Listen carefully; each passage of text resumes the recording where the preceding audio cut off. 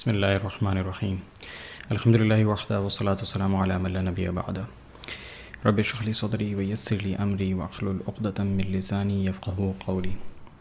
آج کی اس ویڈیو میں ہم رویت ہلال کے معاملے پر بات کریں گے اور اس گمبھیر معاملے کو سمجھنے کی کوشش کریں گے۔ اس معاملے پر کوئی رائے دینے کے بجائے میں آپ سے کچھ سوالات کروں گا اور انشاءاللہ آپ خود ہی جوابات تلاش کر کے ٹھیک نتیجے پر پہنچ جائیں گے۔ ان سوالات سے پہلے ہم کچھ انفارمیشن دیکھ لیتے ہیں، جیسے کہ آپ یہ جانتے ہیں کہ رسول اللہ صلی اللہ علیہ وسلم کے تمام اعمال کو سنت نبوی کہا جاتا ہے۔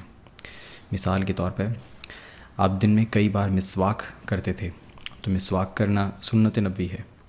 آپ اکثر تہمد باندھتے تھے تو تہمد باندھنا بھی سنت ہوا۔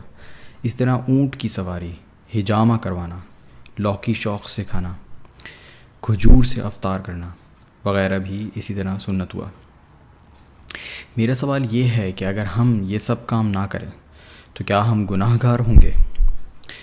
کیا چاند کو نہ دیکھ کر کسی اور طریقے کو استعمال کرنا اور رمضان اور عید کرنا گناہ کا کام ہے؟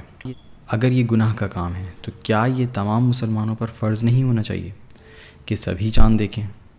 اگر ایسا ہوتا تو کیا حضور اکرم صلی اللہ علیہ وسلم ہمیشہ خود چاند کو دیکھ کر روزہ نہ رکھتے اور عید نہ کرتے؟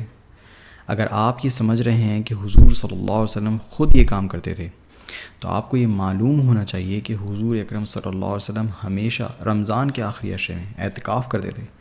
تو یہ بات بالکل قرین قیاس ہے کہ وہ خود کبھی بھی چاند کو دیکھ کر عید نہیں کرتے ہوں گے، بلکہ دوسروں کی خبر پر اعتبار کرتے ہوں گے۔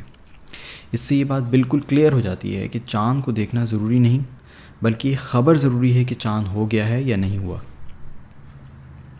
اگر آپ کا اب بھی یہی اصرار ہے تو آپ یہ بتائیں کہ 1400 سال پہلے آنکھوں سے چاند کا پتہ کرنے کے علاوہ اور کوئی راستہ تھا؟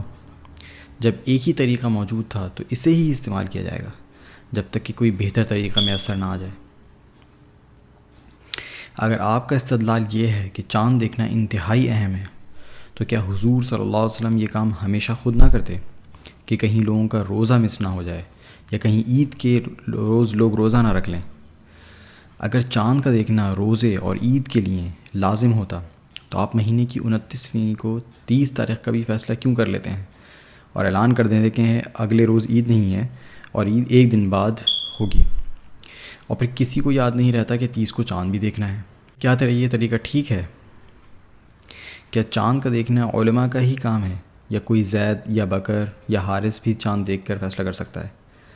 کیا یہ کام اتنا ضروری ہے کہ علماء مہینے کے آخر میں چاند دیکھنے کی چند گھنٹوں کی مشقت کرنے کے لیے آخری عشرے کا اعتکاف چھوڑ کر اور عبادات کے ایسے سنہری موقع کو چھوڑ کر نظر انداز کرنے پر تیار ہیں؟ مجھے یقین ہے کہ آپ کو ان تمام سوالات کا جواب تھوڑی سوچ و بچار کے بعد ہی مل جائے گا۔ جواب مل جائے تو کمنٹس میں ضرور بتائیں، اور اگر جواب نہ ملے اور کچھ کنفیوژن رہ جائے تو بھی ضرور بتائیے۔ ہم اگلی ویڈیو آپ کی جوابات کی روشنی میں ہی بنائیں گے انشاءاللہ۔ اللہ تعالی ہم سب کو دین کے اصل مطالبات کو سمجھنے اور ان پر عمل کرنے کی توفیق دے، اور یہ سعادت عطا فرمائے کہ ہم قیامت کے روز اللہ کو سجدہ کرنے والوں میں ہوں۔ آمین۔ اقول قولی ھذا استغفر اللہ لی ولسائر المسلمین۔ السلام علیکم ورحمۃ اللہ۔